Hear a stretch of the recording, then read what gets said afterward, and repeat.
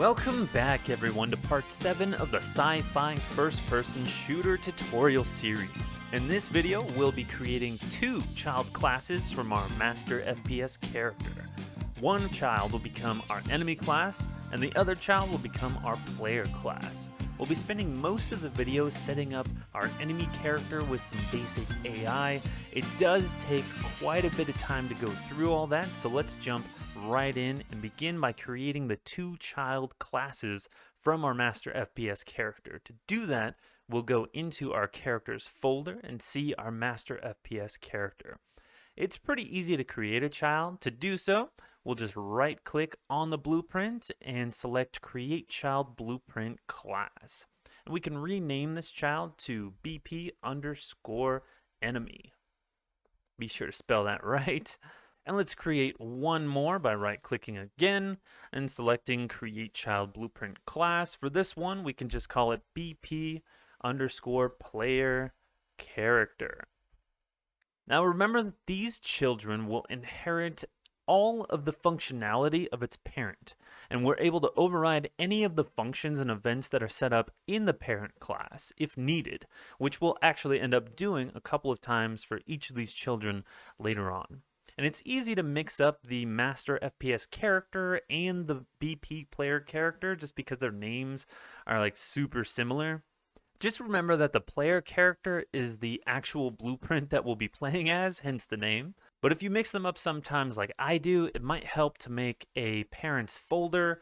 Just call it parents. And we can go ahead and just toss the master FPS character into that folder so that we don't get it mixed up. I'm actually going to go ahead and set the color to blue. Something else you might do if you get them mixed up is just give this a slightly different name, but for me it's pretty easy to remember that our player character is going to be the one that we're playing as. And with these 2 children created, we should open up our first-person game mode, which is in our game framework folder. And if we open that up, we can see that our default class can now be changed from our master FPS character, or whatever it was set to by default, to the newly created BP player character. Compile and save. Now any levels that have this game mode set will spawn us in as this BP player character class. What we'll want to do is go to our Windows settings and make sure that we can see our world settings here in the details panel on the right hand side. Now this tab will give us all of our information about the currently open level, and it looks like our game mode override is correctly set to the first person game mode. So if we destroy this master FPS character blueprint that we're automatically possessing, whenever we begin play in the level, it'll go based off of this game mode, so it'll load us automatically in as the BP player character, wherever our player start is. If we don't have a player start, we'll simply just spawn wherever the camera is. I'll quickly adjust this player start and just move it right over here. This one's actually acting a little bit strange. It's spawning me backwards. I think the scale was incorrect, so I'm just going to throw a new player start in there, and now I'm facing the correct direction. But okay, that's enough messing around. Let's get to the meat of the video by creating some AI for our enemy. And I'm not going to lie, there are a few ways I thought of to go about doing the AI in the series. Some ways were a little lazier than others. In the showcase video, all of the enemies just had hard scripted commands in their event graphs that forced them to rotate towards the player every frame with event tick on, and they fired their weapon at the player regardless of whether or not the player was visible or even within their range, so it kind of cheated on some prototype AI there. I decided to improve on that system in this video for 2 reasons. The first being that, the AI in the showcase really was just meant to be prototype AI. Like, I didn't really want to dive into it too much since that's not what the series was about. And the second reason is that using event tick and having enemies fire at the player non-stop, regardless if they're in range or not, is much more hardware intensive than what we'll be making in this video. What we're doing in this video is actually introducing real artificial intelligence, utilizing an AI controller, a behavior tree, and a blackboard. I was pretty hesitant to introduce this here at first since it's, so much different from what we've been doing so far. But I think I was able to make it simple enough for just one video. If you want to dive deeper into it in the future, just let me know. But trust me, we're just going to handle like the very, very basics of AI here. We're not even going to need a nav mesh for our character to move around since they'll just be focusing on our player. So the goal for our very simple AI is to have our enemy stand idle most of the time, which is pretty easy, right? But we also want them to be able to see any incoming threat, aka our player character. So we'll be giving our enemy a perception component so that it can sense things. And our player character is going to need a way to be perceived by the enemy as well. We'll want our enemy to rotate towards any perceived stimuli and begin firing their weapon at the perceived stimuli. After that, they can just wait a split second, and if they're still staring at something that is a threat, they can begin their firing sequence again. If not, they'll just stand idly by again. So it's pretty simple, basically exactly what's in the showcase video, but here we're going to do it the right way so it's less resource intensive and really just more accurate information when you're trying to develop basic AI for your character, rather than hard scripting some fake code for your guy to follow. So let's go back to our characters folder and we'll open up our BP enemy. And before we start to create his artificial intelligence, let's just make him look slightly different from our player character, simply by changing his skeletal mesh, or the player mesh that he's currently assigned to have. And it looks like this component is flagged as not editable when inherited for me for some reason. I did recently upgrade from 4.26 to UE 4.27, so my project has had a couple hiccups since the conversion. But we can go ahead and just go to the parent blueprint and select the component player mesh and select true here for editable when inherited. Back in our enemy BP, we can simply change the skeletal mesh here now that it can be edited when inherited. And I'm just going to select Mesh PC03 since he has a much more menacing beard and ridiculous triceps that you can see since he doesn't have a jacket on anymore. I think he's going to be pretty formidable once he's fully set up. And remember, our skeletal meshes do need to have a physics asset set in them. If you hadn't done this before for all of the pre-made skeletal meshes, now is a good time to do this. I'm just going to hit this magnifying glass. So if we go back to our content browser, we'll see all of the pre-made skeletal meshes. And we can select all of them just by selecting one side, holding shift and selecting the other side. Right click, and under asset actions we can edit all of them at the same time by using something called bulk edit via property matrix. This allows us to alter all of these skeletal meshes on one screen. All of the settings that these assets have in common will be displayed here on the right hand side, and we can change them all for all of the selected assets. I'm just going to open up the physics section since we just need to select a physics asset for all of them. And I'm going to pick an asset. We still have those two of the same SK mannequins, and I'm just going to select the one in the animations folder rather than the one in the SCK folder because I think we're going to get rid of the SCK folder later on. I'm just going to select this one here since it says animations. After selecting that, we can go ahead and save, and all of these assets here, the skeletal meshes, now have the correct physics asset. So let's go back to our characters folder and back to our BP enemy. And to add an AI controller, we need to go to our class defaults, and we'll scroll down to the pawn section.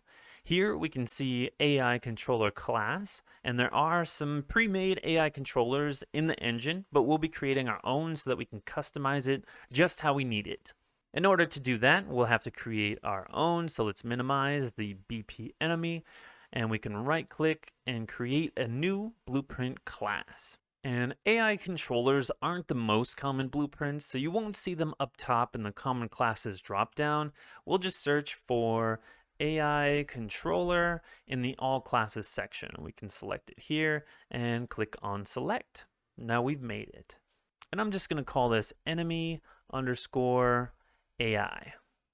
And you know what? I'm also going to keep things tidy by creating a new folder for all of the artificial intelligence related items, since there's actually going to be quite a few in this video. Let's go ahead and make that blue, and I'm just going to drag enemy AI right in there. And now with the enemy AI made, we can go back to our BP enemy, and under the AI controller class, all we have to do is select enemy AI. You can kind of think of an AI controller as the full mind of an artificial intelligence. It's the whole thing that includes all of the AI's behaviors, its senses, and it can even update variables of the pawn that it's controlling. So now every instance of our BP enemy in a level will have this mind automatically and begin thinking and following the behaviors that are set up in it. So to test this out, let's go ahead and add an enemy to our level. We can just drag and drop, and it'll pop right up to be standing on the floor. If we did everything right, they shouldn't have miraculously developed sentience or anything. They should just stand there, since we haven't set up the AI to do anything yet. And I'm going to shoot him just to show that all of the functionality from the parent did transfer over correctly. Looks like he's taking damage and starts ragdolling and despawns correctly. And it looks like everything's running as it should, so let's get our enemy thinking just a little bit more. Remember, we want him to be able to turn towards our player and shoot. So let's set that up in our AI controller and add a behavior tree. Let's open up our enemy AI blueprint and go to the event graph. And we can delete our event tick node, but be sure to leave start with tick enabled set to true. And the first thing we'll want our AI controller to do when it begins play is to run a behavior tree. So we can just drag right off the event begin play and search for run behavior tree. And you can sort of think, if the AI controller is the whole mind, the behavior tree is going to be the AI's priorities, or its actions, or regular behaviors, as the name suggests. And we haven't actually made a custom behavior tree yet, so let's do that. We can go ahead and minimize the enemy AI controller, right-click on the content browser, go to Artificial Intelligence, and select Behavior Tree. I'm just going to go ahead and name this enemy underscore BT for enemy behavior tree. And back in our enemy AI controller, we can just select the newly created enemy behavior tree. And after the behavior tree begins running, we can get a reference to the controlled pawn so that our AI knows what it's controlling. This will come in handy later. We can simply right-click, type in get controlled pawn. We'll want to cast to our BP enemy just to make sure that it is an enemy that's being controlled, and we can set this to a variable. I'm just going to go ahead and name it enemy pawn. Compile and save. Now our AI can keep track of who it's controlling. And just to be a little more neat, I'm going to set up some comments. Cast to controlled pawn. There we go. So our AI controller is nice and tidy. There really won't be too much else going on inside of the AI controller since our enemies are so simple. Instead, we'll switch focus to the behaviors of the behavior tree. So let's go ahead and minimize what we have here and open up our enemy behavior tree. And with this open, we'll see that it needs something called a Blackboard asset here on the top right, or if we expand this out, we'll see that we need a Blackboard asset. And a Blackboard asset is kind of like the memory of an AI. It keeps track of all the types of variables that you can use for the memory, and for a whole host of operations actually. So let's create a Blackboard asset. I'm just going to open this up and create a new asset, Blackboard. Let's store this in our blueprints, characters, and AI. Let's simply call it enemy underscore BB for Blackboard. And we can easily switch from our behavior tree to the newly created Blackboard up here on the top right, just going back and forth. If we want to add any more keys to our Blackboard, new things for our AI to keep track of, we can do so here on the Blackboard itself, but we'll remain on the behavior tree for now. And a behavior tree is kind of like a vertical event graph, but it can branch off and cascade into dozens of different paths, causing multiple different outcomes. A behavior tree will always fire downwards and begin with the leftmost item. We'll have an example of that when we set up our sequence. And since our goal is to have our enemy rotate towards the player, shoot them, and then wait for a moment, we'll need to create a sequence of those things. And we'll call them tasks from now on. So from our behavior tree root, we can just drag down and add a sequence of behaviors. I'm going to rename this to attack sequence. Now if we drag off of the attack sequence node, we can see that we can add more composites or little things called tasks. Like I mentioned earlier, tasks are basically things that we can have our AI do whenever it's called in the behavior tree. They're little instructions or specific actions that can be executed by the behavior tree. It's like little scripting for the actions themselves, basically. And the engine automatically comes with some simple tasks already made, like waiting or just playing simple sounds or animations. But we want our enemy to rotate towards the player by doing something that the engine calls focus. And since there isn't a task already made for this, we'll need to make our own task for it, and it'll show up here in the task dropdown afterward. Now on the top of the graph, we can select Create New Task. Now the task is given a ridiculously clunky name since it's just a duplicate of a blank base task, so let's rename it by minimizing the task, finding it in our AI folder. We can hit F2 to rename it, and I'm just going to rename it to Focus on Player. Now we can go back to the task. I'm just going to double click on it to reopen it. And basically this is a mini blueprint. So we can script basically any small action in here. But we're not going to start with something like event begin play or another event like that. We'll want the focusing to occur when this task receives an execute from the behavior tree. So the event we'll search for is event receive execute AI. Go ahead and put that right in the middle here. And this is definitely another clunky name, I know, but we can't change it, so we'll just stick with event receive execute AI. We're actually going to keep using this one for the other tasks that we'll make as well. To set our focus on the player, it's pretty easy. We'll have the AI controller do most of the heavy lifting with a function called set focus. So we can drag off of the owner controller, which is going to be the AI controller, and we can simply select set focus. And there we go. And the new focus that we're going to want our AI to focus on is our player character. So we can right click and simply get player character and plug that right into the new focus. Compile and save. And this is already going to work. It's pretty easy. Our AI controller is just going to know to focus on our player character whenever it receives this execute. The last thing we need to do is finish the execute and tell it whether or not the execute was successful or not. Since behavior trees are heavily dependent on whether an execute was successful or not, this needs to be specified. And sometimes I forget to add it, and you'll immediately run into problems if you do. So let's right click and find finish execute and plug this right in, and we have to specify that this was successful. Now with this done, in our behavior tree, we can go right back to it, drag off of the sequence. In our tasks, we should see focus on player, which wasn't there before we created it. And since we have our AI controller running this behavior tree at begin play, if we go back into our game, we'll see that our enemy character is eerily following us around, focusing on us non-stop. Just a little creepy. But that's exactly what we wanted. Now we just want him to fire his weapon at us and wait like a second afterwards. Second-ish. So let's go back to our behavior tree.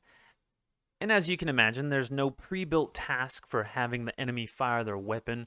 We'll have to create one more task, and we'll just have this task have our enemy fire their weapon. So let's go to new task. Remember that the name is horrible, so we can go ahead and minimize, find the new task that we just made, and we'll go ahead and rename this to fire a weapon.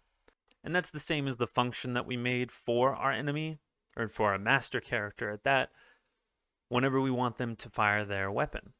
Let's open this up. And once again, we'll want this to fire when this task receives an execute from the behavior tree. So we'll just right click and search for event, receive, execute AI. And put it right in the middle of these crosshairs. And whenever this task is called, we'll simply just want to call the function fire weapon from our enemy blueprint, which is pretty easy since we can just cast to BP enemy from our controlled pawn. Since we are controlling BP enemy, it's going to succeed. And from the as BP enemy, we can simply search for fire weapon function. And that'll tell our controlled pawn if it is a BP enemy, which it will be in our case, since we're only adding this AI to our enemies, to fire their weapon whenever the fire weapon task is called. And once again, we'll want to search for finish, execute, and specify successful. Compile and save.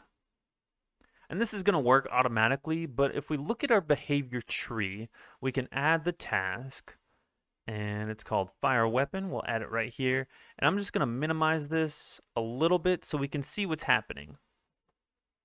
Maybe minimize it a little more than that. And if we play, we'll see that our enemy is firing a lot. And that means that the task fire weapon is being called a bunch of times every second, probably just about every frame.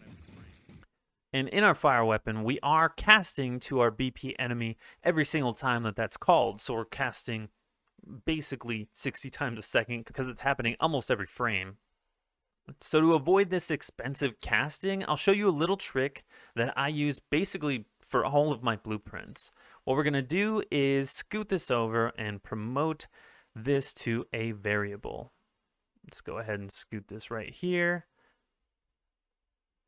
And I'm going to name this same thing as we did before. We can F2 and call it enemy pawn. There we go.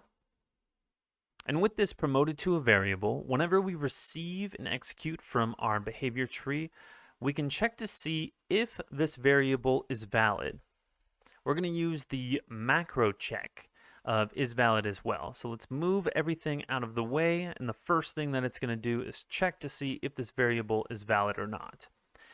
If it's the first time that it's ever firing this execute, our enemy pawn won't be set, since the cast never happened and it never set our enemy pawn, so it won't be valid. In that case, we do want to do the cast. But every time after this is set, whenever this is checked, it's going to be valid. So instead of doing this check, we can simply skip the cast and just go directly to the enemy pawn that we have set from before. And I'm going to use the enemy pawn variable to fire the weapon, whether the enemy pawn is set here or whether it was previously set and considered valid. It's going to fire the weapon using the reference from either one of those. So once again, you can use this little trick for all of your blueprints. I highly recommend using it for things that are fired off every frame or very often instead of casting every single time. And if you want to make this just a little bit neater, normally I collapse all of this down into a simple macro, and we can do that. It's a little messy right now. This is what we're going to want to do. On the input, we'll have the execute be up top so that we can simply just line those up. We're going to have both of these go into the one output. Here we actually don't need an is valid output. We'll have them both go into the fire weapon after the whole macro is done. So both of them will just fire the weapon. We can move this over here. Let's give this macro a name. We'll just call it player cast. And if you're like me and pretty particular, I really hate whenever my macros say exec right in front whenever I'm doing an is valid check. A little way to get rid of that is just to change the input name to execute. That'll go ahead and erase it. Compile and save. And now we made it nice and tidy, and our player cast is going to be much cheaper every frame, since checking if something's valid is ridiculously cheap compared to casting every single frame. And with all that done, we can go back to our level and see that our enemy is firing like crazy still, but it's still working. If we stand right in front of them, we just get annihilated. We just get blown to hell. So our enemy's basically firing his weapon every frame, since that's about how often fire weapon is being called from the behavior tree, like we saw earlier. So let's add a small wait after he fires his weapon. We can simply drag off of the sequence, and wait is a pre-built task. So we can just select wait, and in the details panel, we can change the wait time to something reasonable, like 0.7 seconds. We can give it a random deviation of something also reasonable, like 0.3 seconds. Obviously, you can definitely play around with these values. So it's going to take a maximum of 1 second for him to fire again, and a minimum of 0.4 seconds for them to shoot their next round, and anything in between that as well. So let's go ahead and see what's going on here now. So our enemy is firing at us, but their aim is terrible.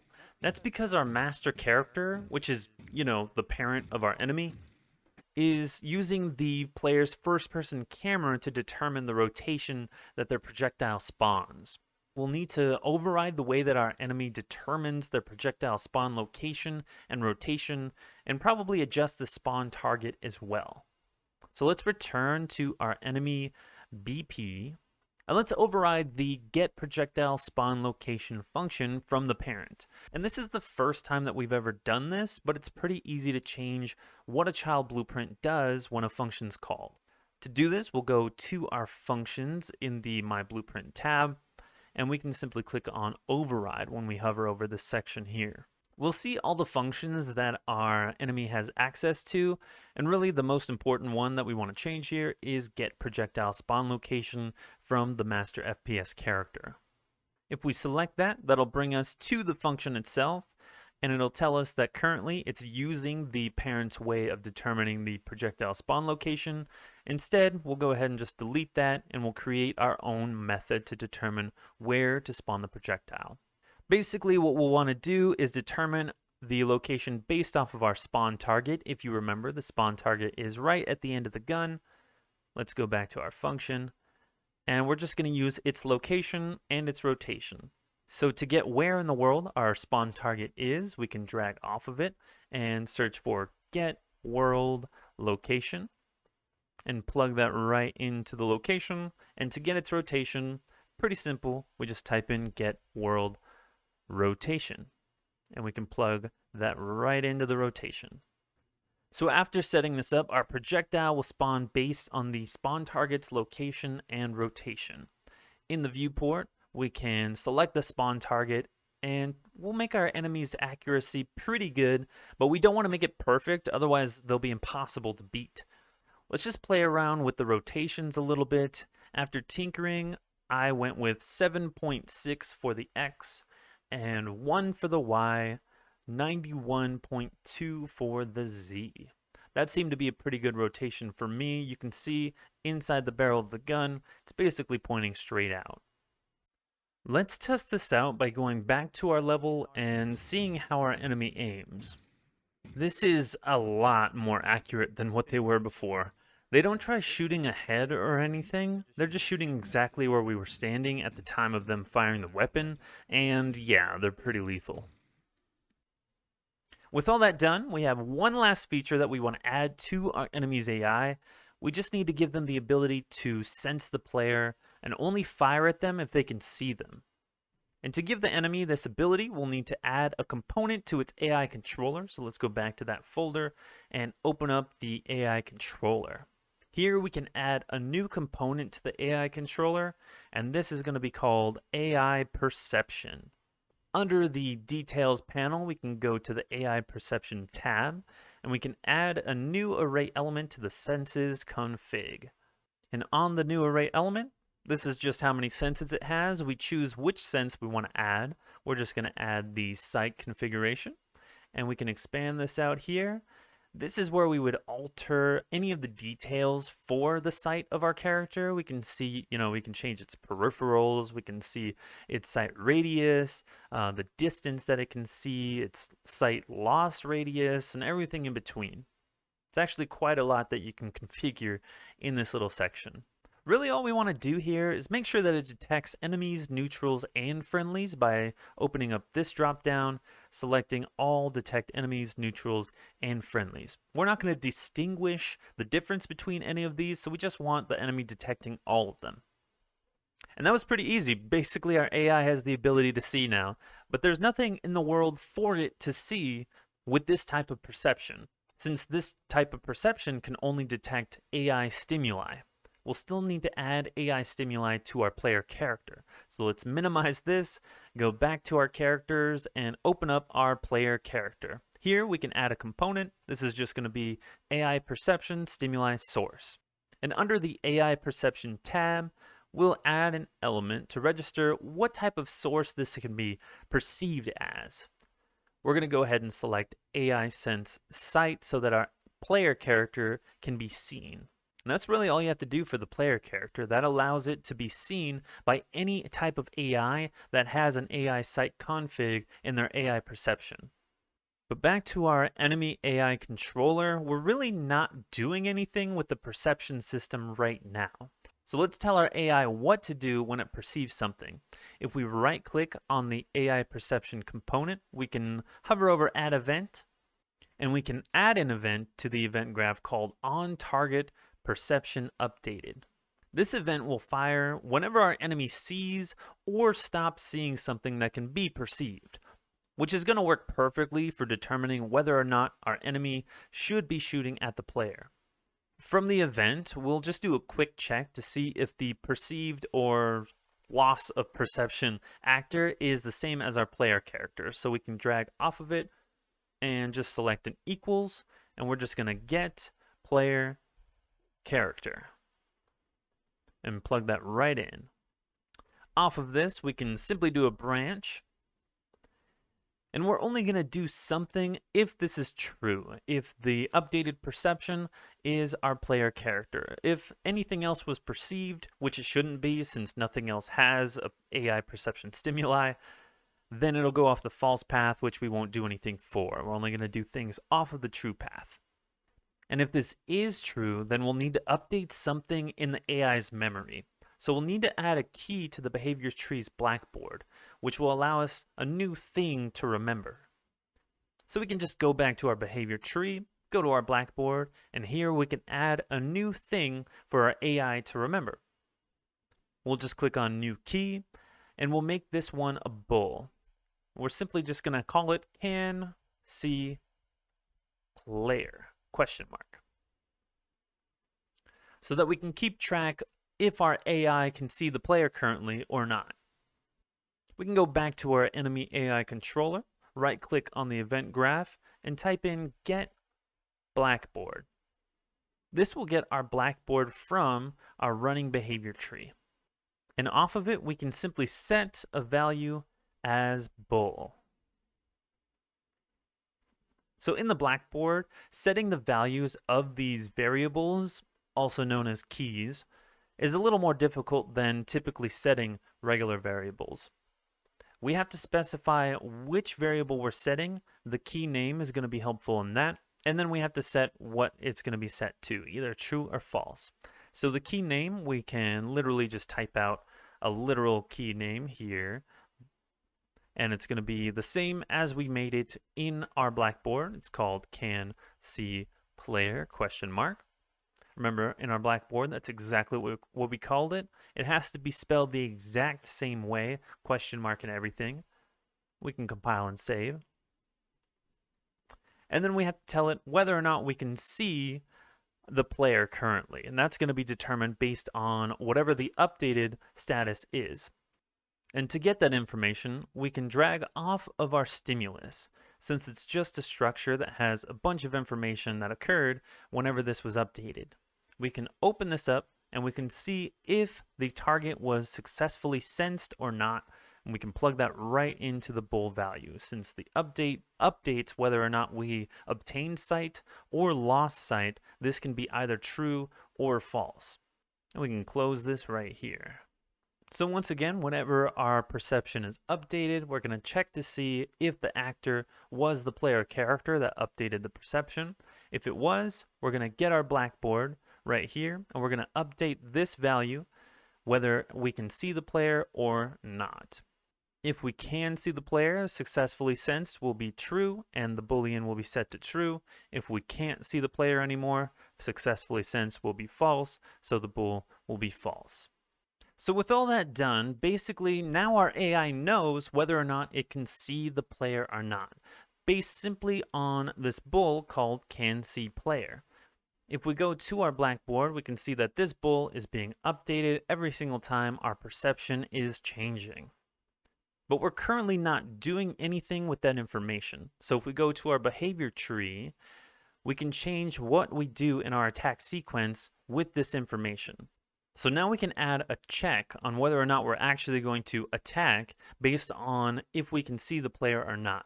And we can add a decorator to the first thing in our attack sequence to do that check. We can right click on focus on player and add a decorator here. We're just going to make it a blackboard decorator.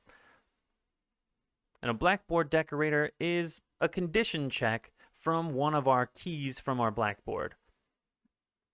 It's basically going to be a true false. So if it's true, it'll go ahead and fire the whole attack sequence. If it's false, it won't. We can select our decorator here, and instead of using the self actor, we're going to use our canSeePlayer bool. And we're going to make sure that it is set before we initiate the attack sequence.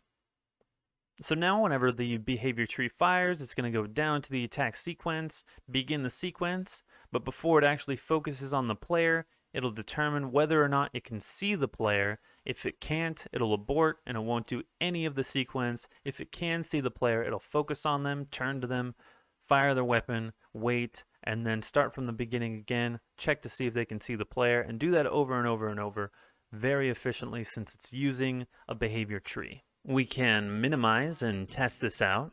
I'm standing behind the enemy so they can't see me, but once I get within range, they'll turn very quickly and start shooting at me till they can't see me anymore. Let's see if I hide behind this. And they can't see me, so they're not shooting anymore. But once I get back in their sight, they'll start shooting again. So that's great and all, but I did run into one hiccup. If we go to the details panel here on our enemy and change them from semi-automatic to automatic, they actually don't stop firing their weapon. So they can't see me behind this, but they're still shooting. And to make it more apparent, I'll actually go behind this larger object, and you can still hear that they're shooting me. The reason they're doing that is because, once again, the way we set up the automatic firing mode. When we go to automatic firing, it is going to continue firing over and over based on this boolean here, firing weapon. That is never set to false, so it's just going to continue firing forever regardless of what our behavior tree does. But we can change that variable based on if our player is successfully sensed or not. And the easiest way to do that is dragging off of enemy pawn, get enemy pawn, and drag off of that, set, firing weapons, plug that right in, and we can have that match whatever the successfully sensed was. This little added code here will prevent our enemy from non-stop firing even when we're behind cover and even if they're in automatic firing mode. So let's hurry up and not get killed. There we go, so I'm behind cover and they're no longer firing. And that's really it for our AI. So let's play test. Let's add a couple guys in the level. Maybe spread them out just a little bit. Have them face the wrong way. I'm just kind of adding them sporadically. You know what? Let me move this guy over here. I'll face them the wrong way. That way we don't just get wrecked. All right, switching to automatic firing mode, and all right, yeah, I got wrecked. We have to at least kill one. I love the impulse from these projectiles. They're so good. So they can't see me until I get right to the side of them, and yeah, we killed each other, so pretty equal there. It almost feels like we're making a real game now. We can run around the level and fight enemies, and the enemy it's actually pretty lethal. Well, that was definitely a lot of stuff to cover in this video, but it leaves us in a good place to rest and end the video. Thank you for following along and hopefully learning something. In the next video, we'll finish off our enemy by adding a health bar for them to have displayed over their head when we get within range. Don't forget to like, comment, and subscribe. All that YouTube support stuff, it's free, and trust me, it really helps out the video against the algorithm. I'm Jovan D, here to help you think like a game developer. Stay tuned for the next video in the first-person shooter tutorial series.